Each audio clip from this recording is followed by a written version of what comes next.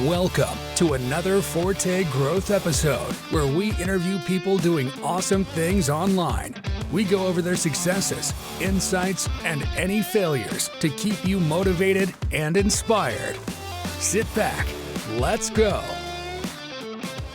Welcome to the Forte Growth podcast. Today, we have a familiar voice and a familiar face for you, and that is Jared Bauman, the host of the Niche Pursuits podcast. So you'll recognize his voice if you are an avid niche website podcast listener. But I decided to dive into questions maybe that he hasn't answered in a lot of other podcasts he's done recently. Typically, he talks a lot about some of his, restoring of websites that he's bought and his agency recently as well. But we kind of dove into more of a general conversation really around Amazon influencer, some of his sites that he's done in the past, differences in content between, the modern era, say 2023 versus 2020, 2021, and how that has changed in the landscape of SEO. We also dive into getting into social media and YouTube for your website. Obviously, this is a hot topic, and we know that because one, we're trying to build brands more than just a single website and relying solely on Google. And two, Google is changing a lot of things they're doing.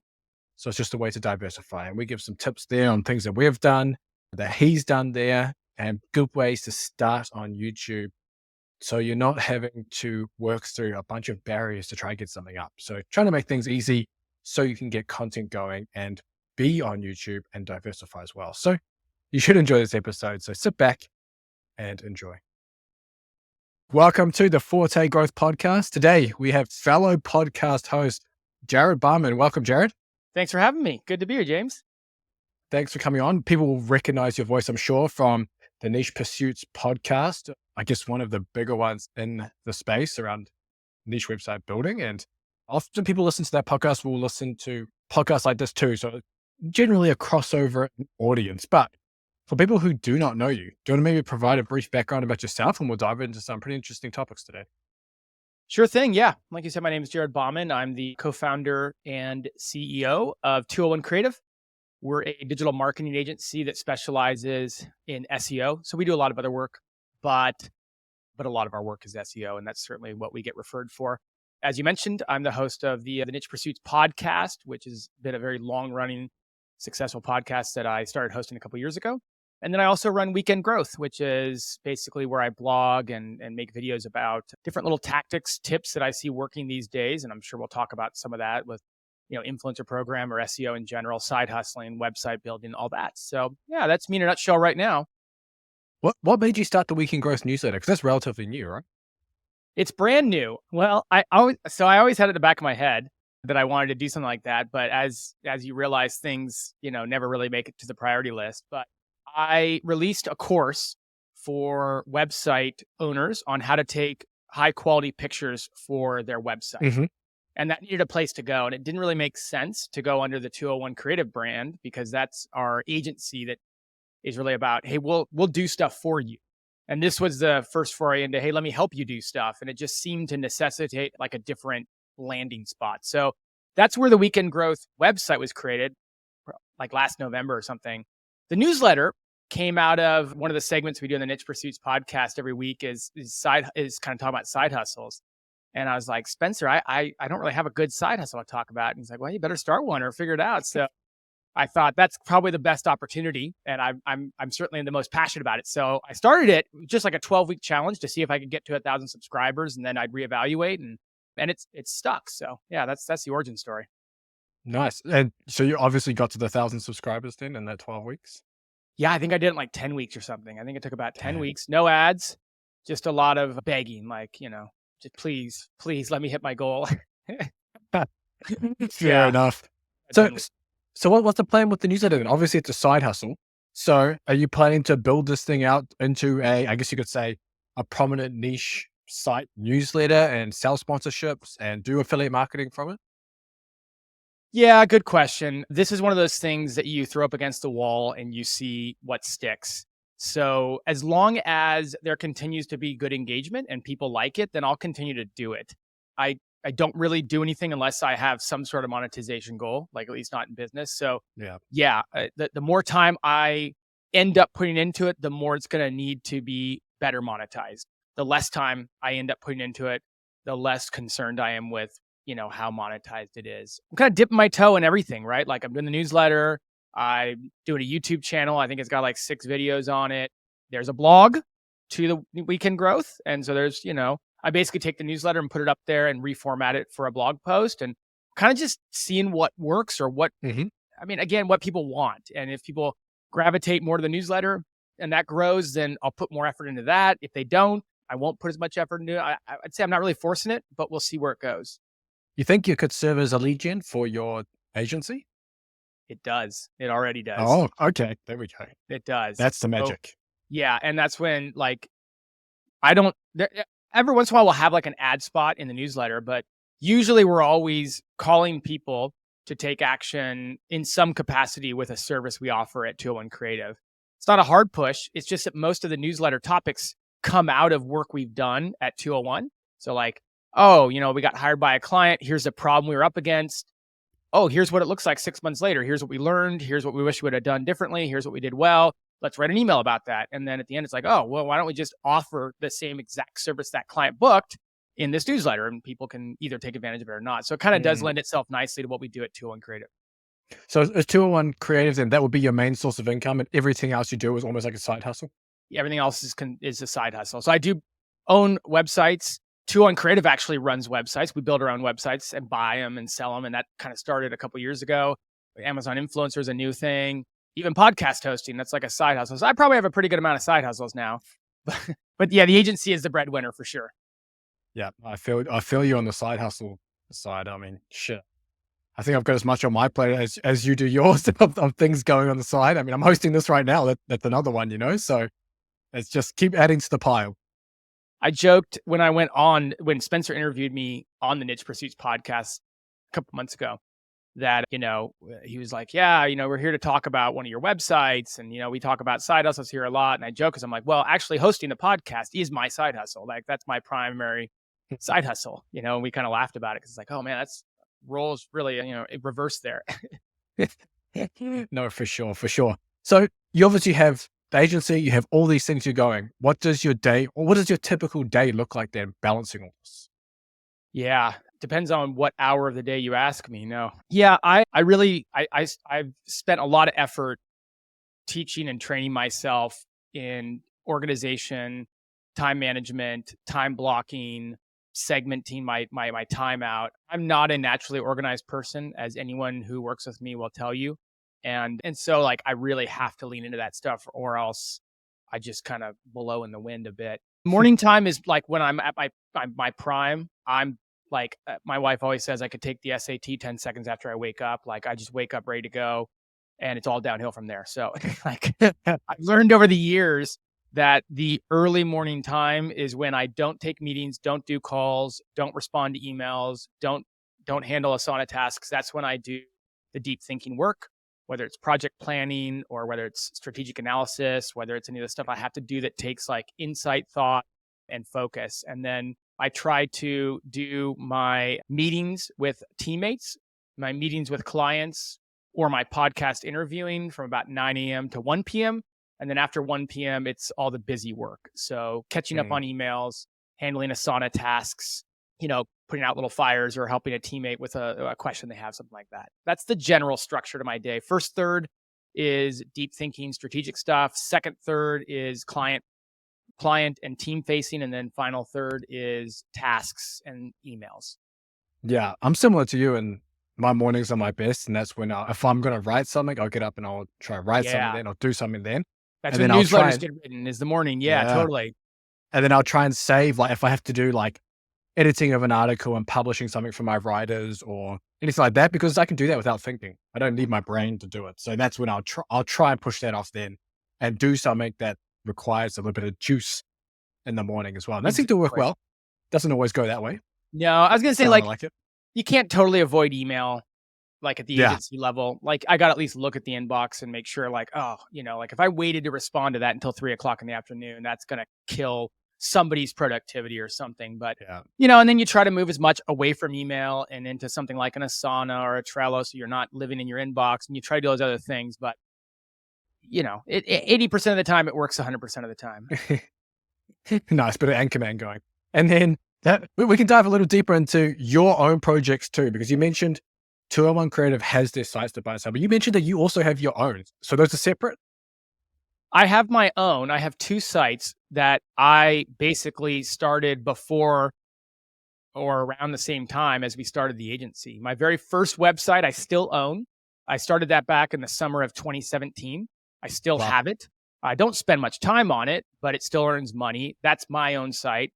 201 was never a part of that. And then I do have a second site that does better and that I try to put time and effort into. It's a little bit more of a passion play. I enjoy that niche. I have fun with it. And so that I also started, I think, early 2018 before 201 really got going on websites. Ever since then, like, frankly, I've talked with Caitlin, my business partner, about like, can I just like maybe sell these sites to 201? Because, we have a structure around managing these things and this kind of falls outside of it. So, but yeah, as it is, it kind of sit on their own. So yeah. And then, yeah, we have websites inside of 201 once we realized that made sense for us as a business model. Nice. So with your own websites, the old ones, 2017, 2018, are you able to share anything? Traffic, monetization, number of posts, potentially niche, maybe not niche? Yeah, my first site was we'll just call it like the home niche. And it got like, I made every mistake in the book and I'm shocked it's still around today because of how many mistakes I made. It's proof that, man, sometimes this is a very fragile business we're in, but sometimes these things are just very durable. It got up to about $1,200 or $1,300 a month at its peak when I was putting time into it. And then I don't put time into it. Like I update the plugins and occasionally will, if I'm on a whim, kind of go update a post or write a new article for it. So it's probably down to $500 to $700 a month now. Probably gets about 25,000 page views. It is monetized on Mediavine because it was getting, I think, the 30,000 page views that it needed to be brought over at that time. And then it does okay on Amazon affiliate and stuff. My other site is a lot bigger. It's probably 800 posts. And ever since late 2021, it has just gone up and down in the Google updates. And so it's earned as much as $7,000 or $8,000 a month, and it's earned as little as $1,000 to $2,000 a month. Damn, that's so 800 posts. Was that a lot of it outsourced or you wrote most of that yourself? I probably wrote the first 200 and then the rest was totally outsourced. And like, I know exactly what it needs to, it needs consistency. It needs time. It needs, time spent. It needs more authority. It's that space has gotten even more competitive. And so it needs more authority. And going back to like trying to evaluate your time and your energy, like it's such a good opportunity and I do love it, but we have sites that are bigger opportunities that we're putting our time in. So I'd like someday to say like, I want to put more effort in it because I know it was earning $7,000 or $8,000 and I 99% sure I know kind of the reasons why it's not now. I haven't been able to prioritize it because we have some other sites that are much bigger opportunities. So yeah. That's the hardest thing, trying to you see these things. It's a shiny object syndrome. Obviously, you talk a lot about that too, but obviously the shiny objects, you're like, man, like this thing can pump, but you're spending so much time on other things that either are doing better or have bigger potential. And obviously you can only spend your time doing so much in a day. So if you're spreading yourself so thin, it just becomes subpar for everything. And to share more, like just to be open about it, like those 800 posts, the majority of them were written kind of pre-2021.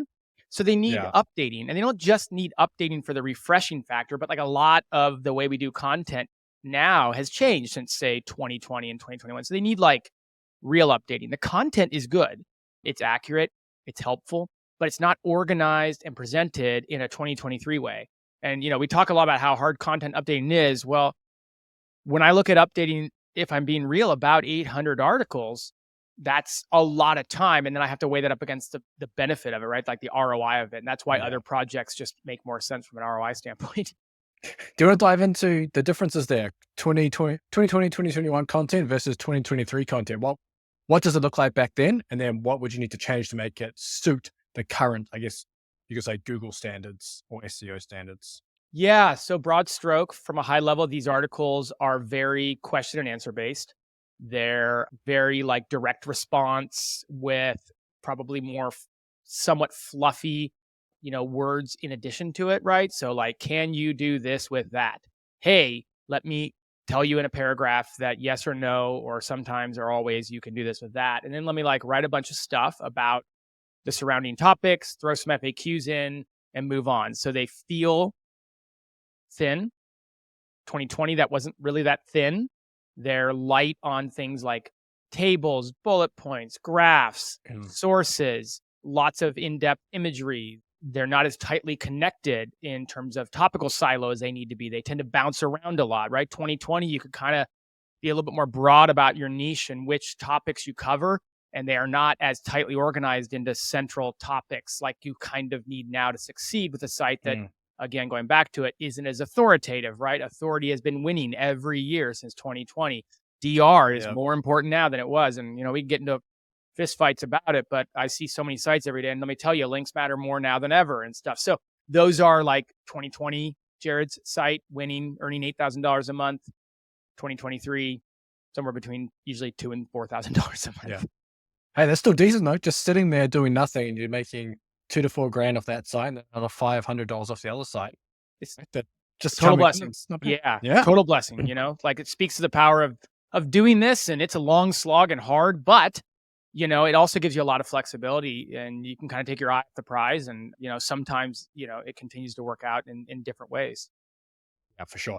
Have you thought about going into, I guess, the new niche site trend of going into the travel niche to, I guess another shiny object syndrome there potentially, to write off all your holidays, can't be hit too much by AI because you really need the experience to be there, the photos, etc. Is that something you've ever considered? Not seriously. I bought a trailer last year for us to go as a family. I have 2 kids, and my wife and I, we love to camp. Family loves to camp. So I thought about like, oh man, like kind of in our business, like anytime you get anything new, you're like, oh, hey, microphone. Should I start a website about microphones? Man, I'll turn my family holidays into a business now. Yeah, I thought about it, but here's the thing. When I'm on vacation, I don't want to deal with that. So no, I don't. When I travel, and I traveled a lot at my last business, I was on the road 150 nights a year. So I actually feel like I could add value in that space. But no, nowadays when I travel, I want to disappear, and I don't want to be thinking about work. So no, I'm not going to. It did cross my mind, but no more than any other of these things that these things do. Yeah, it's on my mind too, but I'm like, damn, I've already got so much on my plate. I'm going to have more. Maybe. We'll see. We'll see. Yeah. Like you said, though, it's certainly the anti-AI play these days. And it's when you think about spaces to get into that AI will have a really hard time in, like that's a space, that's a real space. And then like we work with several clients at our agency that are absolutely killing it. Like we have a site that we work on that's like a DR 0.9, and they're ranking for like 20,000 keywords. And they're getting I don't remember, I should have checked, like it might even be 50,000 pages a month. I think that's a little high, but because they're just so relevant for the locales that they're talking about. So it's so fascinating. It's a great niche. Yeah, that's very interesting. And what's interesting as well is like, you don't have to have too many posts as well to start ranking well with the travel niche, just because it's almost like the big players in the space cover so many different areas that if you really niche down into a specific location, maybe for a specific type of person or family versus solo travel versus whatever it is, you could potentially take over some of those. And the affiliate opportunities are really robust. Like, as more and more people talk about like, hey, can we get away from Amazon or at least diversify? Like, I don't know many travel bloggers who are making the bulk of their income off Amazon, right? It's like a lot of different affiliate plays that are available to you there. Yeah. And we're going to move on. We're going to get onto Amazon as well, because you've been pumping influencer like crazy, and I'm going to say you're making bank on influence, because that's a fair amount of money coming in through there. I've only got 50 something videos, so I've been pretty slack on it. Did about $260 last month of those 50 videos. So that's not too bad. Not at all. Had my first company reach out to me actually a couple of days ago. They're sending me a shit ton of stuff to review for Amazon. But the stuff's more low to medium ticket. So, but either way, it's nice to get a whole bunch of free stuff and then just do a quick video and put it up there. But do you want to maybe dive into your experiences with Amazon Influencer, maybe how much you're making there, and then just your general processes around filming? Yeah, sure thing. So, I mean, I'm a baby at this, to be clear. I'm just like really doing a build in public on it. So I didn't know if it was going to be pennies or something. The reason I decided to dive into it is because I felt like I had a bit of a competitive advantage in that I have a 20-year photography background as a professional. And then I also host a podcast. So very comfortable just turning a camera on and talking, which Yeah. is kind of what you and I are doing now. And I know you are too. Like, so influencer kind of fits because that's a lot of what you're doing. You're just turning a camera on and talking about something. And yeah, I like doing that. And I know how to make it look good. So I was like, okay, this, out of all shiny objects that are out there that I could pursue, like this seems like something that might be a good option. So I'm like 2.5 months in. Just today, I sent this to you so we could talk about it. But just today, I broke the, $5,000 earned in 68. I think it's like 68. No, 75, about 75 days in. So 2.5 months in, right? And that's the way that trends out is about $3,000 a month right now. So that's about the averages. And there are 329 videos live. Somewhere between 150 and 200 of those went live in the first 30 days. I think it was 200 that went live in the first 30 days. Wow. So a lot of videos up front. And then I've been trailing off, but a little vacation in there and all that kind of stuff. And to be clear, we went after it as a business account. So it's myself and my business partner, Caitlin, who's also making videos. Now, I've made more than her, to be fair. She's catching up, though. She's kind of more of the, like, I'm more the hare and she's the tortoise in this race. So she's like catching up. And again, like I get distracted. So I came out strong and I've definitely trailed off. But anyways, that's kind of a high level overview of where it's at.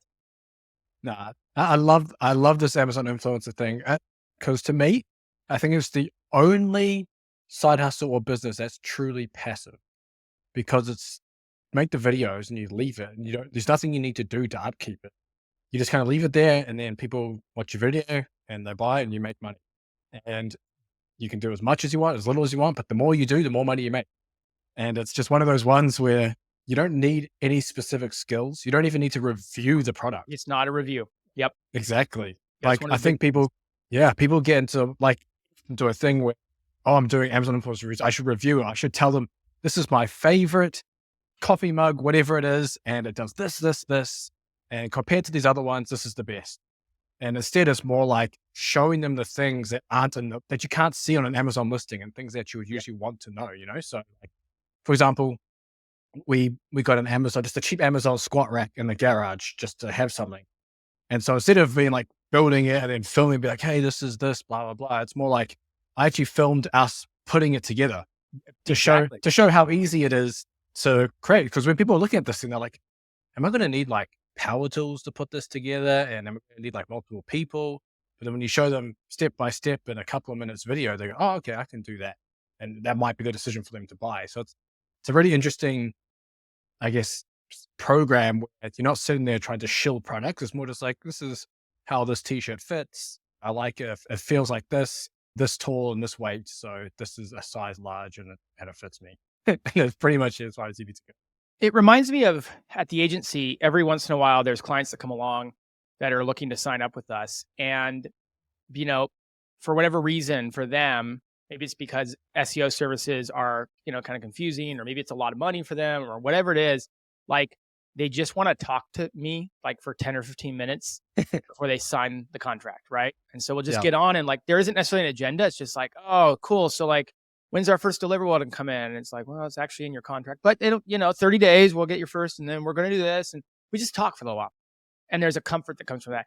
Almost feel like that's a good analogy for what the influencer videos are supposed to be. Like it's not affiliate marketing. You're not trying to convince them which one to buy, then sending them to the product page and hoping that they convert and making sure you overwhelm them with how great it is so that when they get to the page and get confused, they still buy. Like you're not doing that. Amazon is the highest converting e-commerce platform in the entire world.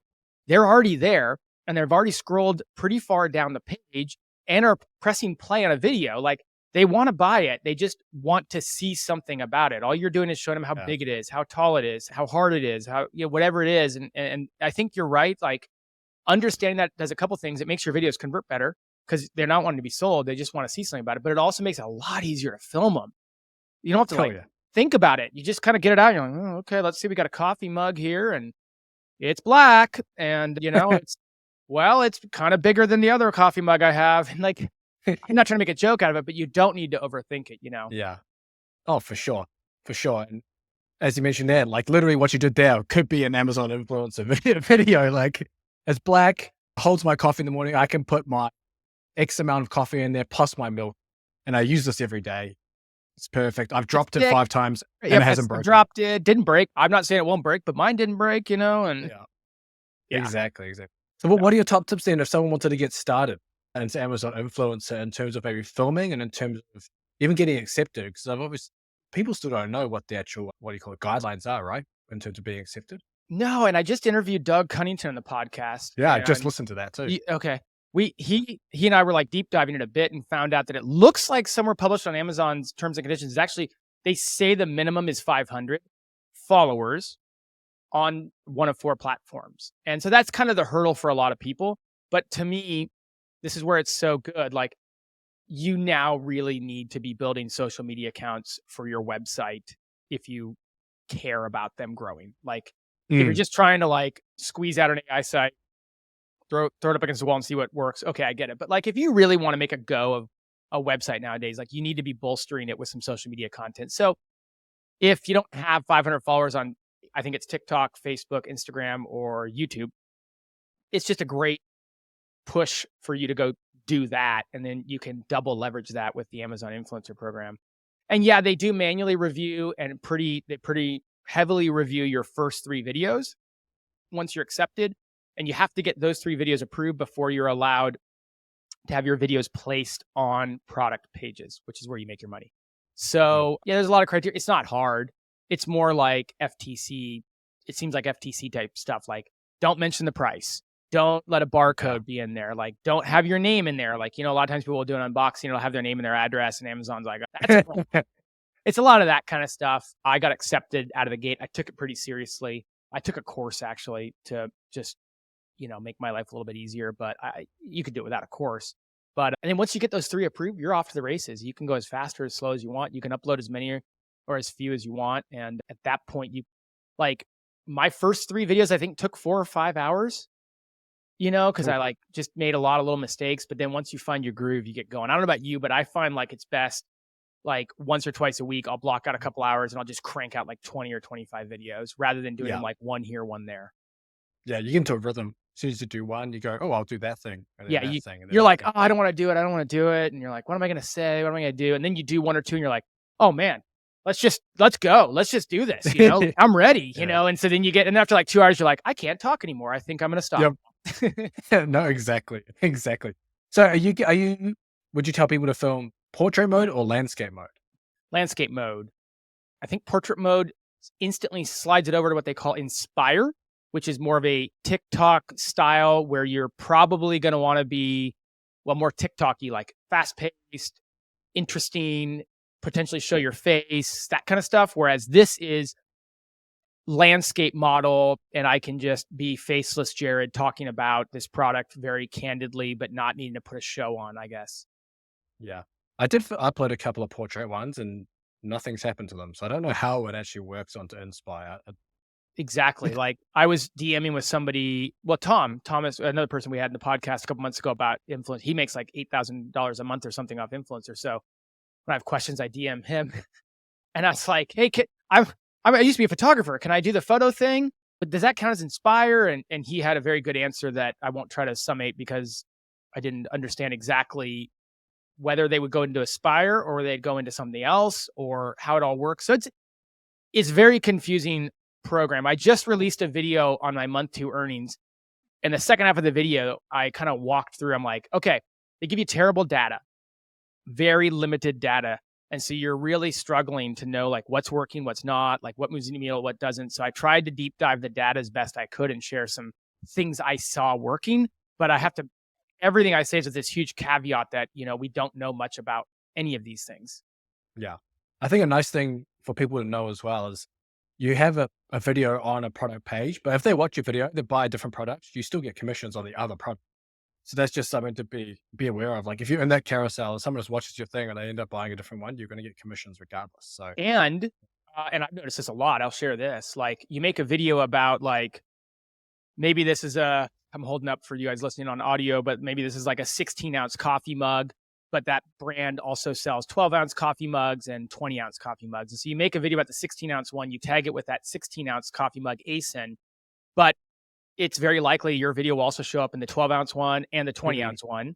And it's also likely that if similar products that people look at, like coffee mugs by a different brand that are 16 ounces, if they don't have any or enough shoppable videos for them, then your video can actually sit in that carousel as well.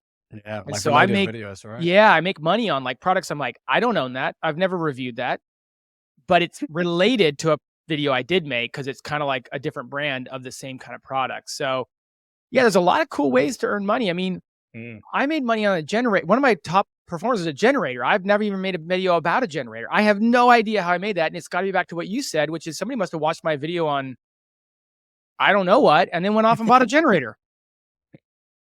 Oh, well, money's money. Take it. I'm not complaining. I did not file a question with Amazon on it. Yeah, for sure. Have you ever tested thumbnails on these? Yes. What's your take on them? Can't see a difference. Okay. Yeah. Most of the videos have no thumbnail. You can do like the thumbnail where like you actually go into Canva and like write text over it, like, should you buy it, or, and then you can also upload just like a picture. So I have also tested like taking a picture of the product with my iPhone, and, I'm a decent photographer, and then editing it and then using that as a thumbnail. I've loosely tested all of them and not noticed any difference. So. Okay. Yeah. And it's much more time efficient just to upload straight from your phone, get it on, done. Like, don't have to worry about doing all the after stuff that you would for YouTube. And there's another thing as well. Like, I was just going to say with the reviews on YouTube, you can, like, I've repurposed my YouTube reviews onto Amazon and just obviously cut the parts off about the price and stuff like that. But yeah, that's just the thing you got to be aware of, is if you are doing that, if you have a bunch of reviews already on YouTube, you got to basically cut any of your call to actions and also cut anything to do with price. I also avoid the words saying like, this is a good budget option, etc. I make sure I don't have any of that, just so you're not alluding to prices at all. The best way I heard to do it is to like think about the YouTube channel in advance. And when you're filming the video, you're going through and you're doing the influencer style video. And then at the very end, you like take a quick second and then you're like, okay, let's wrap up. This is a great budget option for blah, blah, blah. I paid around this much, and you really, you got to go get it. So blah, blah, blah. And then when you go to upload that to Influencer, you cut that last 30 seconds or whatever it is. And then when you go to upload to YouTube, you don't have to re-record or add anything. You just upload the whole video to YouTube. And that's, I didn't do that. I should have done that. Neither. I didn't think about that. But now I'm 300 videos in, and that's what you should probably do. Especially if it's in your niche. Yeah, exactly. Yeah. A fun story there, though. I'm really tangenting here, but this is a whole other story. But a year ago, I started a faceless YouTube channel just to embed those videos onto my number one, our biggest and most successful website at the time. I was like trying to do anything I could to safeguard it against Google updates. So we did about 25 faceless videos. They weren't bad, but they weren't good, right? They were just good enough. And then embedded those into our like 500 articles on this website, right? I forgot about it. And just this week I remembered, because iPhone was showing me like, oh, a year ago you were doing this video thing. I'm like, oh my gosh, I forgot about that account. So I logged in a couple of days ago, and to cut to the chase, it's like this close to being monetizable on YouTube. Damn. And so I'm like, oh man, so I need I already have the watch hours. It's got like over 9,000 watch hours, I think, and you need 6,000. It's got 435 subscribers, so it needs 65 more subscribers. And obviously I haven't uploaded a video in a year, and so you have to have uploaded 3 videos in the last 3 months. So I was like, oh man, we got to try to get this thing monetized. So I need subscribers. Okay, that's a different problem, but I need 3 videos. I really don't want to go record any more videos. Then it occurred to me, I've made about 30 videos of the 300 Amazon influencer videos that fit within this niche. And Influencer allows you to load stuff to YouTube. So I very quickly just took those. No call to action. I just needed the videos to go live, put them on this channel. That box got checked. So yeah, Influencer, I mean, there's a lot to it. You can really double use this stuff, and sure, you'll make your monthly, but there's other ways to work the influencer program into something that you might already be trying to do, like build a social media account. Dude, it's funny with the faceless channel. My faceless channel is pretty much in the same boat as yours. It's a little younger. It's not a review channel. I think it's 4 or 5 months old now. It has like 450 something subscribers, but it has the watch time already.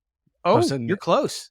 Yeah, I'm getting close. So I just hired a new video editor to start putting the videos together. My writer does the scripts, And then I use AI voiceover, and I use a voice that sounds like the one on TV. So it's actually pretty legit. And it's way cheaper than, because I was going through an agency before, and it was expensive, and it was okay. So I was like, I was already hiring a video editor. So I just found someone else, pay them just for the video, way cheaper to do it this way. I have more control. And basically doing that and trying to avoid copyright. Yes.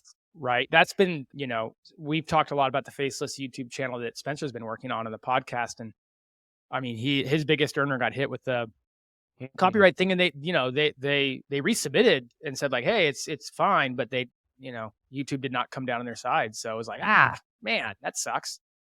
Yeah. So there's actually, I'm doing like an offshoot channel of one of mine. So mine's like, for example, physical preparation, strength conditioning for a sport.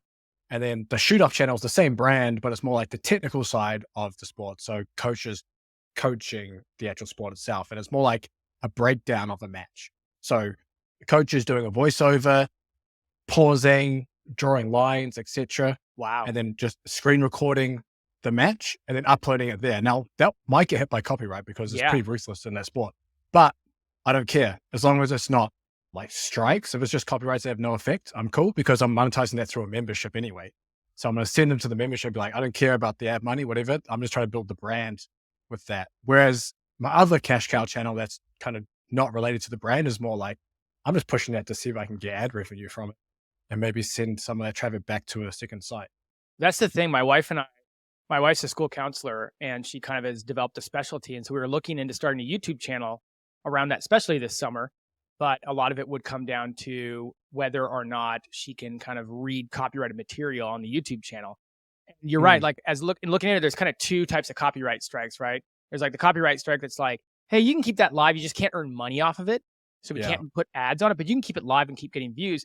And that's the kind where we're like, we don't really care. The end goal isn't to make money on ads on this account that my wife and I would do. Like, the end goal would be to move them over to like a lot of the other stuff she offers, like consulting and things like that. But if you're going to do all that work and the other kind is like your account gets shut down, like that'd be a big bump. That's yeah, no, for sure. Yeah.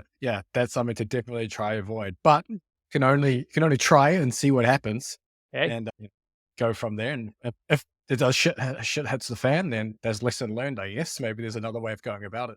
Hey, you gotta try this stuff and not be afraid to fail, and understand that it's a game of what is it? Like, you got to take a bunch of chances, knowing that some are going to work and some aren't. And if you don't take any chances, you'll never get any of them to work.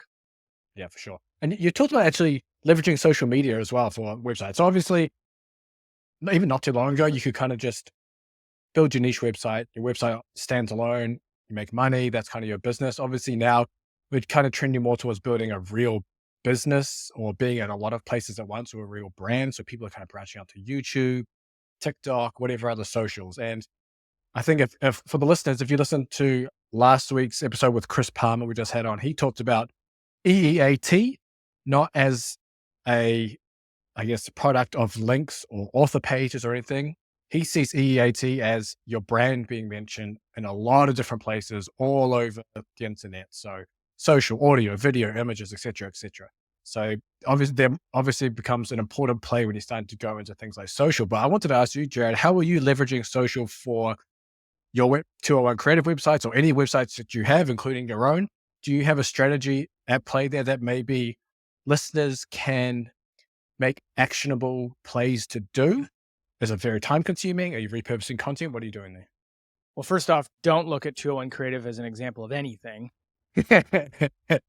So embarrassing. It's like the contractor's house that never gets finished. And, I guess it's a blessing in disguise. All of our business comes from referrals, and we're very busy as a result of that. But don't think that our SEO efforts are being put to good use there. No, going back to I haven't heard the episode with Chris. It's not out yet. That's why. Well, it'll come out. You know the game in podcast host, and you're trying to talk kind of as when the day of this is getting released, but really it isn't. And you know how to play that game. But I was giving it out there by saying I haven't listened to it yet, but it's not out yet because we're recording a couple weeks in advance. But I would agree 100%. Matter of fact, like, I would encourage everyone to do this test. We'll see if I can walk you through it without visuals. But if you go and you put your brand into Google's search. So don't put your URL in, put your brand name in. And then you, hopefully, at the very least, your website will show up first. If it doesn't, that's a big problem. That means Google has no clue what your brand is. So EEAT doesn't even exist for that site or that brand yet. But usually, if your website's been around for a little while, your brand will show up first. There's 3 little dots there, and you can click on those 3 little dots.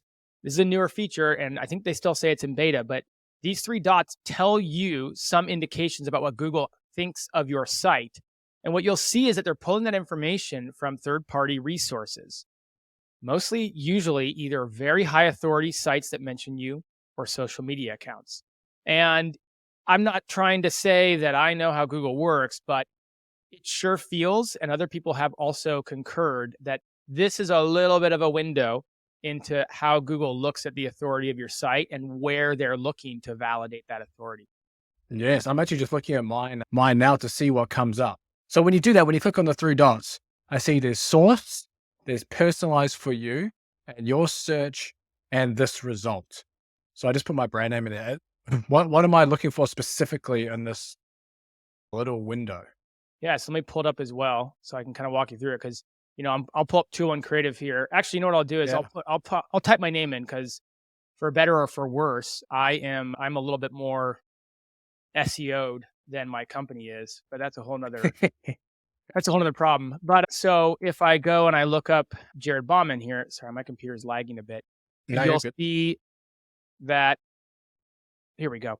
So you're going to look at a couple things. So it says about this result, beta.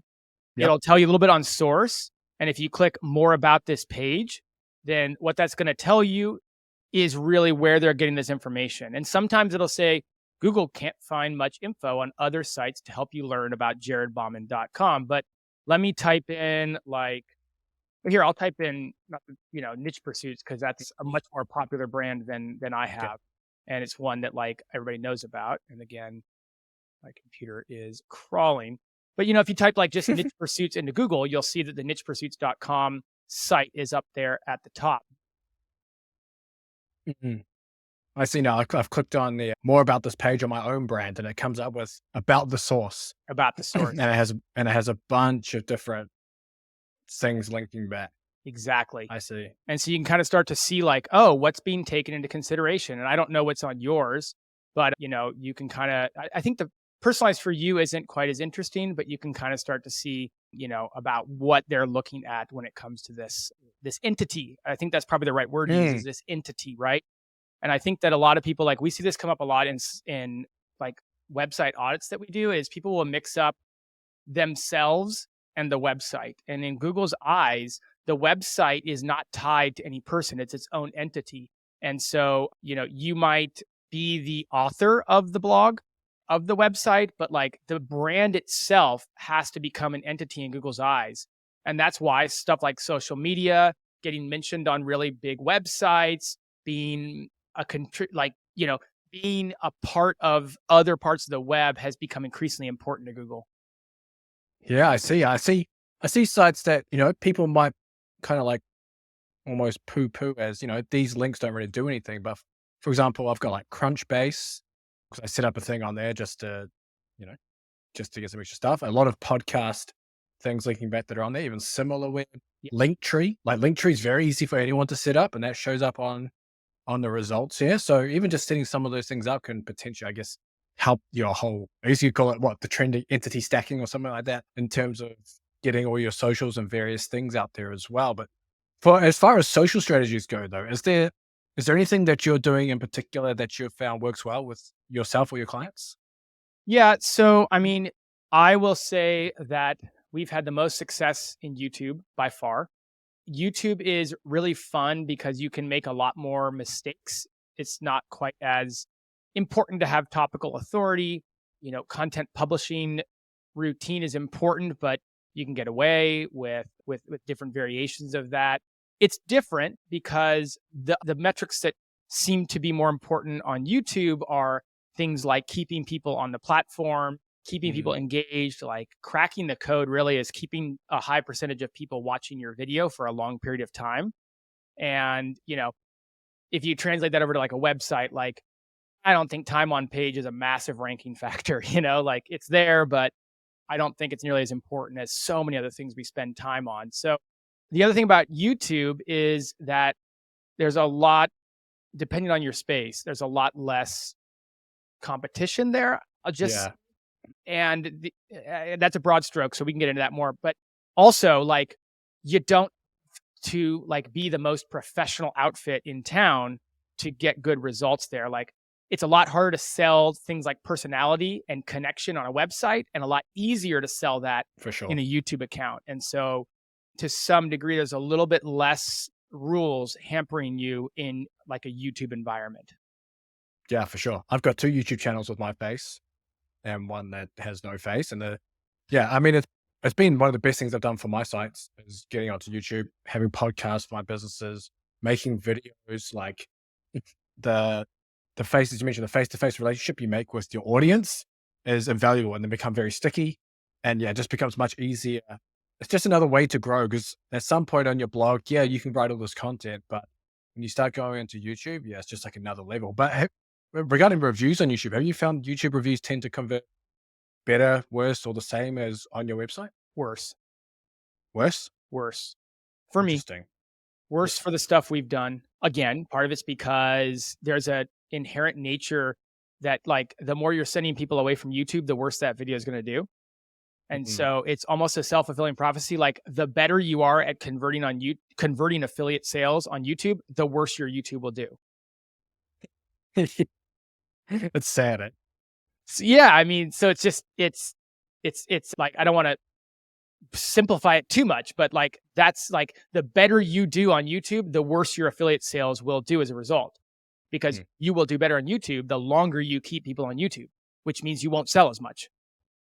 But often it depends on what you're kind of using YouTube for, right? If you're using YouTube to be another content platform for your brand and website, then you care about growing the YouTube, but that's not the main priority. Is if you are a YouTuber.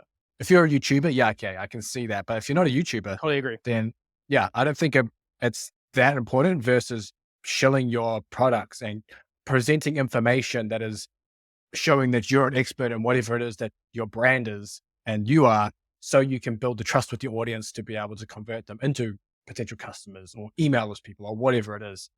And I think it's hard to not fall into that trap of thinking, like, because obviously I think we all probably watch YouTubers on YouTube all the time, and they crush with huge audiences. You're like, damn, like, I wish I could do that. But then you realize, you don't want to be the guy carrying a camera around to the restaurant while he's getting dinner and talking to it about what he's eating at the restaurant in front of everyone all the damn time, and having to set up these stupid shots where you have to put the camera down, reverse the car, and then drive back into the parking lot just to get that shot. Like, I would hate to do that. That would be a killer.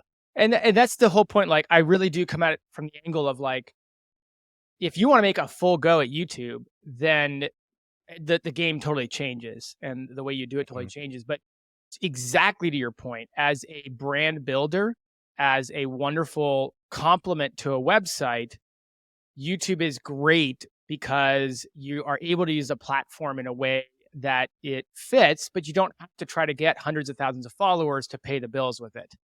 You obviously, lots of people get hundreds of thousands, but we're used to, as website builders, like, we're trying to maximize our time to our return. Like, we don't I've never met a niche website builder that's like, yep, my goal from day one has been to hit 10,000 posts, fully saturate the niche, get to a DR 80 and kill.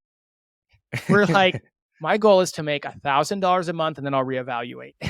And then I will evaluate exactly how hard it's going to be to get to $5,000 a month. And if I don't like it, I'm out. I'm selling this sucker. And so YouTube, like, that's why I totally agree with you. Like, it's a great bolt-on because it kind of fits the mindset a lot of us website builders have, where you can use it as a bolt-on, but it's not necessarily a great monetization path unless you go all in, you get lucky, or you just really get lucky and pick the right niche. Yeah. How do you suggest someone start who just has a blog? Because it can be overwhelming going straight into video, be like, I've got 200 posts. What am I going to do videos about? Are you having them just kind of go through their best posts, maybe make videos on their best posts? Or are you looking to, because if you're making videos on your post, you're likely targeting search within YouTube. There are other ways to do YouTube like trying to target browse features and being recommended for things. So is there, I guess, a way you like people to typically go about? There's a number of ways to go about it, in my opinion. My most successful YouTube channel is about to get its 10,000th subscriber. Nice. And so I'll share what I did with that channel. That doesn't mean this is the only way or even the right way, but this is what I did. For me, starting a YouTube channel, it's like so much more work, dude. I got enough work already to get this website going. Like every minute I spend filming a YouTube video is a minute I'm not spending writing new content, building backlinks, updating content. So I want to do YouTube because I want to build the brand like you talked about, but I don't want to invest 40 hours a week or anywhere near that. So what I did is I looked at my posts and I literally said, which 25 posts are going to be the easiest for me to make videos about? Yeah, that's what I did. I didn't even go look at YouTube to see if it was even like a search term. Yeah. I just want to start by creating a process and getting content live. And I did 25 and I was like, okay, that wasn't too bad. I waited a month and I was like, okay, I can do another 25. And so I did like another 25. And so I got like 50 live. And at that point, it had been several months and a couple of them had already picked up and started doing really well. And so then for the next 50 or so, I started actually doing what would be considered like keyword research in YouTube and trying to find topics that fit a couple of different categories. Number one, maybe underserved. And so it was like a good opportunity in YouTube. Number two, it's a topic that I'm like, oh, that applies to like about 25 or 50 posts on my site. So I could film that. And even if it goes nowhere on YouTube, I could then embed that in a lot of posts on my site and it would help out on my site. So I kind of went about it that way. And yeah, I think that account is only at about 100 videos right now. And it's got about 10,000 subscribers, but it's really super high engagement. Like each video has a decent amount of views. It doesn't pick up as many subscribers, but it gets about 50,000 to 60,000 views a month. So that strategy has worked well, but you could sit down and really map out the whole keyword plan. And that'd be probably the smarter way to do it, but definitely more time intensive way to do it. Yeah, for sure. When I started my channel for my brand, it was a couple of years ago. I think I did 10 or 13 videos, but filming the videos, having to like write down kind of like what I was going to cover in the video, then editing it. And I was like, dude, there's just no way I can keep doing this. I was still trying to pump content out for the site. And I was like, I don't want to do it. So I stopped. And then I was like, I need to do YouTube again a little further down the road. I was like, let's just start a podcast because I just started hosting the Niche Website Builders podcast. And so I knew I got a feel for how it worked, hosting, getting guests, all that kind of stuff. I was like, okay, I'll do that. And I started a podcast. Like, I don't have to do anything then. The guest talks, I just posted it on YouTube. Sweet. And then I got most of the way through that. That was awesome. Then I was like, okay, I need to start doing actual YouTube. And I just hired my first full-time video editor, so I don't have to edit. And now I'm just cranking as many videos as I can to him and just publishing one podcast, 2 YouTubes per week on the channel to really get it to grow. Because a lot of it is set up the camera. Okay. I mean, my lighting is so bad. This is the whiteboard behind me. You can see like the glare on one of the things on there. Yeah, it's pretty bad, but I just do it anyway. I got a better camera and a microphone, so whatever. But like even just stuff there, I've got a lot of topics I can cover and I don't have to stick to keywords. I just film whatever I feel like filming, which makes it a lot easier than trying to, I've got to do this topic and I need to research about it, etc. It makes it much easier. I mean, and I think you need to cater exactly to what you're saying. You need to cater, like you need to think about how to cater everything you're doing with whether it's a side project, but here we're talking about YouTube to match what you're trying to accomplish. And what I mean by that is this, like I knew from the outset that unless this YouTube channel just kicked off and went to the moon, that like it was always just going to be like a side thing that I would just crank out stuff only when I could get to it, right? And as a result, like I tried to go against the grain on everything that would be time intensive. So all the videos are super rough. They're obviously not edited. And I did that on purpose because most of the videos that were available in that niche at the time were the exact opposite. They were super fast paced, jump cuts everywhere, zoom in, pan out, B-roll, all this really heavily produced stuff. And I knew that was either going to be very time intensive or very cost intensive to do that. So instead of trying to like sort of compete with that, I literally went the opposite direction. And I'm sure a lot of people are like, oh, this is so boring. I'm not watching this. But a lot of people comment. And this is how I know that it was something that struck a chord. A lot of people comment and were like, I really like this content. because instead of like the intense, jump cuts, all that kind of stuff, like it's just a dude talking about something. And I really appreciate that. And so, and that was easier for me to do because I could just press record, get the video done. Very like Amazon influence, just press the record, like make it quality, not just pump out fluff, but like it was more like fireside chat than it was like super heavily produced. And it fit because I wasn't going to have the time or the budget. I would have only been able to get 5 videos done instead of 50 videos if I had to go through all that. So yeah, it's a good point to make for anyone looking to start. Is just the lowest barrier to entry. Start there, and then just gradually improve as you film and publish more videos, and more money starts coming in, and you kind of go for that. But it's interesting that you mentioned going to the opposite worked. So obviously, we all know, I guess, the typical YouTube style with the zoom in, zoom out, jump cuts, etc. And you kind of with like the one roll, one take, I should say, and that seemed to work even better. So that's maybe something that people can think about too when they start their channels. I used to be, there was I mentioned earlier, like I was on the road a lot at my last company. I spoke a ton. I'd be speaking at conferences or, like little gatherings or something. And one year I went on a speaking tour. So like we were just, total, like a band, like van life. Like you go and you just do it all over in Indianapolis, and then you get in a car, and the next night it's Cincinnati, and then the next night it's Louisville, and you just, so there are lots of stories there. But I got to the point where pretty quickly, like I give the same talk every night, and I could just like be talking and just be checked out, like thinking about, oh, what am I gonna have for dinner tonight? And I'm gonna send that client email out. I forgot about that shoot. And let's see, what time did I tell Sarah I was gonna call her? And like I'm still just talking, like, and it comes across almost like robotic. And so I found that I needed to put purposeful like pauses, like actual mistakes. Like I needed to almost trip over myself at times. I needed to purposely lose my train of thought at times just to be authentic. And so it was where I first realized, like, oh, authenticity or being relatable is more important to people than being perfect and being right every time. And I continue to think about that in the podcast episodes I host. I continue to think about in YouTube when I film these videos and all this stuff, like, and I think I arrived at that because I was being too perfect, but it works the other way too.